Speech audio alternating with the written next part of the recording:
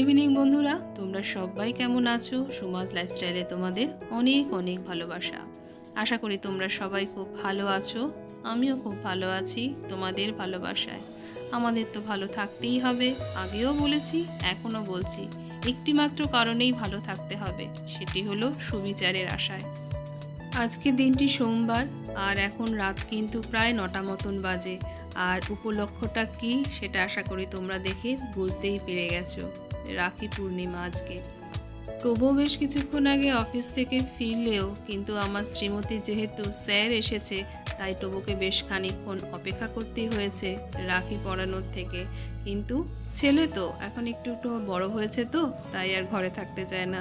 Office থেকে এসে যখন শুনলো যে বোনের স্যার আসবে, বোন রাখি পরাতে একটু দেরি করবে, ও তাই বাইকটি নিয়ে বেরিয়ে পড়েছে।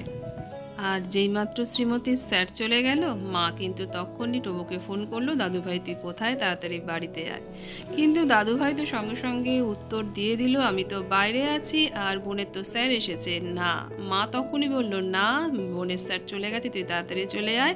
আর বোনের স্যার চলে গেছে শুনেই কিন্তু টবু তাড়াতাড়ি করে চলে এসেছে। তবে আজকে টবুকে দেখে না আমি একটু অবাকই হয়ে গেছিলাম। আমার বিয়ের সময় ও কিন্তু তখন ক্লাস 8-এ পড়তো, আর আজকেও এখন চাকরি করছে। আমার বিয়ের পর তারপরে যখন আমার শ্রীমতী হলো এই বাড়িতে, তখন কিন্তু টবুর রাখি পরানোর জন্য একদম পার্মানেন্ট একটা সদস্য চলে আসলো। শুধু রাখি না, ভাইফোঁটার জন্য। আসলে আগে টবুকে রাখি আর ভাইফোঁটা মাই পরাতো, আর আমার খুড়শাশুড়ি পরাতো। খুড়শাশুড়ি আমাদের বাড়ির কাছেই থাকে, সেই ছোটো কাকিমা। কিন্তু ছোটো কাকিমা আজ বিগত 2 বছর হলো অসুস্থ, বিছানাতেই শয্যাশায়ী। তাই ছোটো কাকিমা এখন আর আসতেও পারে না, বা টবুও যেতে পারে না। তবে হ্যাঁ, গত বছর টবু গিয়ে দেখা করে এসেছিল, তো এবছর আর বিশেষ কারণবশত টবু আর যায়নি। গত বছরও কিন্তু আমার শ্রীমতী একটি লিস্ট বানিয়েছিল ও রাখিতে কি কি নেবে ও দাদাইয়ের কাছ থেকে। আর এবছর তো একটু বড় হয়েছে, ও এবার আশা করে আছে ওর দাদাই কি কি এনেছে ওর জন্য।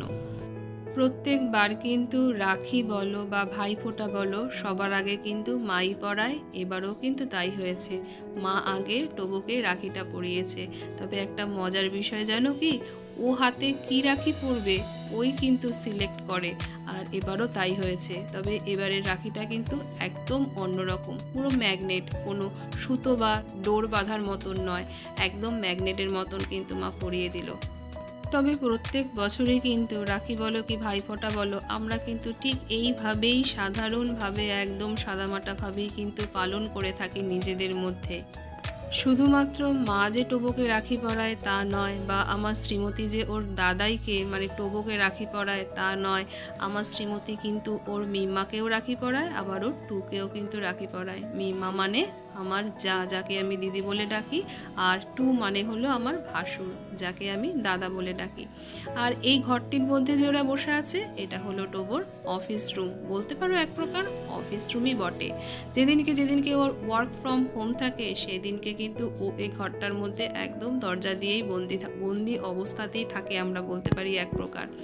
ও যে কখন ব্রেকফাস্ট করবে বা কখন লাঞ্চ করবে আমরা একদমই জানি না। তবে যেদিনকে ওর অফিস ডেট থাকে, সেদিনকে একটু নিশ্চিন্ত থাকে যে অ্যাটলিস্ট কিছুটা সময়ের জন্য তো ও কম্পিউটারটা থেকে একটু বিরত থাকতে পারবে।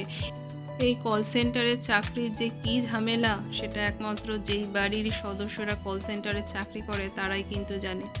এক এক দিন তো ও ভোর 5টার সময় বেরিয়ে যায়, ফেরে সেই রাত 10টার সময়। সেদিনকে কিন্তু ভীষণই খারাপ লাগে যে কেন যে ও এরকম একটা চাকরি সিলেক্ট করে নিল, একমাত্র ওই জানে আর ভগবান জানে। তবে এবছর আমার শ্রীমতী কিন্তু ওর দাদাইকে রাখি পরিয়ে ওর মনের মতন গিফটই পেয়েছে। একটা হলো গিয়ে জলের বোতল, আর আরেকটি হলো গিয়ে চকলেট। আর চকলেটের র্যাপারটা দেখেছিলে, মানে বক্সটা বেশ সুন্দর কিন্তু অন্যরকম। আর ওর দাদাই পেয়েছে তার মনের মতন গিফট। একটা হলো জিম জ্যাম, আর একটা মিল্কি বার, আর একটা হলো আইসক্রিম। আর এবারে আমার শ্রীমতী ওর মিম্মাকে রাখি পরিয়ে দিচ্ছে, আর ওর মিম্মা নিজের ভিডিও নিজেই করে নিচ্ছে, আর আমি তো ওদের ভিডিওটা করছি। আর আমার শ্রীমতী ওর মিম্মাকে 2টো লিটল হার্টসের প্যাকেট দিয়েছে। আর আমার শ্রীমতী ওর আপমাকে মানে মাকে রাখি পরিয়ে মার সবচেয়ে প্রিয় একটা খাবার দিয়েছে, সেটা হলো বাদাম ভাজা। চলো এবারে যাই নিচে, দাদা তো অনলাইনে পড়াচ্ছে। এই যে ওর টুকে ও রাখি পরিয়ে দিয়েছে আর টুকে দিয়েছে টু এর মনের মতন গিফট, সেটা হলো কি একটা চানাচুরের প্যাকেট, মুখরোচকের টক ঝাল মিষ্টি চানাচুরের প্যাকেট। আর ওর টু ওকে রিটার্ন গিফট দিয়েছে কিন্তু পারফিউম, যেটা আমার শ্রীমতীর ভীষণ পছন্দের। আর আজকে স্কুলে আমার শ্রীমতী তার বন্ধুদেরকে রাখি পরিয়ে কিন্তু এই গিফটগুলো পেয়েছে, আর তার মধ্যে থেকে ওর পছন্দের গিফট হলো গিয়ে এইটি।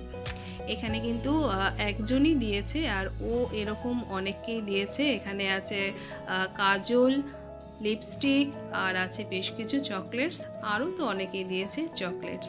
তবে আজকের দিনটি কিন্তু আমার শ্রীমতীর কাছে বেশ ভালো মজায় কেটেছে। তার একটি কারণ, সেটি হলো গিয়ে এতগুলো চকলেটস পেয়েছে।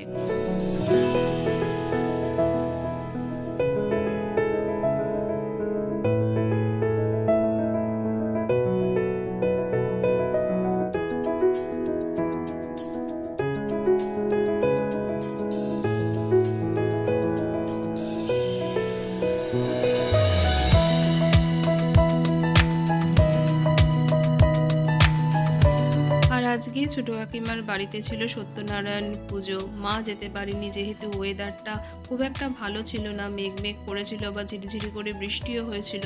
আর কাকিমার ফ্ল্যাটের নিচে না বেশ জল জমে থাকে, ওখানে ইট পাতা থাকে, ইটগুলোও বেশ খুব একটা সুবিধাজনক নয়, তাই মা আর সাহস পায়নি যেতে।